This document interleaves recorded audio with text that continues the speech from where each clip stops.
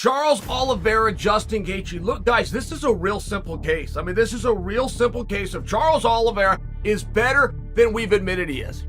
One of the great lines tonight was by Joe Rogan. It's the very end of the night. It was the end of this fight, and Joe Rogan said, "It's times like this we gotta get Khabib back." Now, RC, he's gonna get knocked out. Let's just put it out there. At some point, somebody's gonna get him enough to where he's not gonna be able to recover. But until then, it's about to be a fun ride, man, because this dude's in the greatest fights that we've seen in a long time. I think that he wasn't able to fight more conservative against Charles because Charles won't let anybody fight conservative against him because of the way that he approaches you.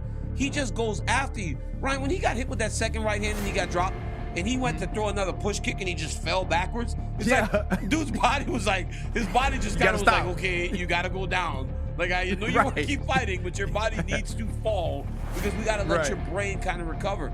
So Justin hit him with a lot of shots. But when he does get up, he doesn't take a step backwards. He goes right back into the fire and he puts pressure on you. And that's why he's so dangerous. Now, he hit Justin Gaethje with that right hand that dropped him in the middle of the exchanges. So Justin threw a combination, felt like they were going to take a break for a second. And the moment Justin stopped throwing, boom, Charles dropped that right hand on him. And that's where you see the difference. Charles rushed him and punched, missed, but when he missed, he went right into back control, right? He went right into the grappling. You can't do that against him. So it allows him to recover. When you watch it, you watch how Justin was missing big because all that pressure made him want to garner some respect from Charles Oliveira. And Charles Oliveira really is just not giving nobody respect. He's walking dudes down and he's just doing his thing. And Ryan, maybe he's not a star before, but every time he goes out there with those types of fights, he grows and grows and grows. That dude went to that fight last weekend with 2 million Instagram followers. Yesterday, I saw him put up a post. He's at 3 million Instagram followers. So he's starting to connect. You get 1 million Instagram followers over a weekend, you're starting to really make an impression on people. And the kid's special, man. The kid is truly special. I'm just fascinated by what Do Bronx has become in this game because we have never seen a guy make more of a turn in their career. Robbie Lawler, maybe. Robbie Lawler, maybe, from Strikeforce being okay to becoming the dominant UFC champion. But outside of that, I haven't seen a Charles Oliveira. And we're finding out with Charles that you have the right to get better, don't you? You have the right to grow. You have an ability to use those experiences to improve. Like, it was so nasty what we saw. I believe it was Joe Rogan. To see Justin Gaethje get his ass kicked, it's just not something we see, guys. We've seen it once.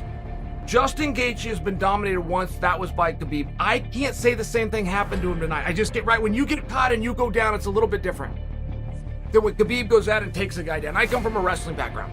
There's something about this man. He is on a mission, and that mission started the moment the referee said fight. Oliveira walked forward, landed a right hand straight away. Beautiful shot, beautiful shot. Gaethje was hurt, and I thought, wow, here we go. But then Gaethje, being the man that he is, because he ain't no walk in the park, he ain't no pussy, right? Gaethje came to fight, and Gaethje came to win. And that's what made that few minutes so spectacular. Because Gaethje hurt him, Gaethje dropped him. Gaethje had the wherewithal, the smart, the fight IQ, the logic, whatever you want to call it, to not follow him down to the ground. I mean, you shouldn't do that. The man has the most submissions in the history of the UFC. I mean, his record is absolutely incredible. It just is. It just is. It's just absolutely goddamn wild. You know, going all the way back to the scale thing, the UFC has now said they're going to have security that protects the scale. The check scales to ensure what happened last weekend doesn't happen again. Because, look, call me a cheater all you want, but if I'm the commissioner, guy steps on at 155.2, 0.3, I'm knocking that thing off to the right and saying 155.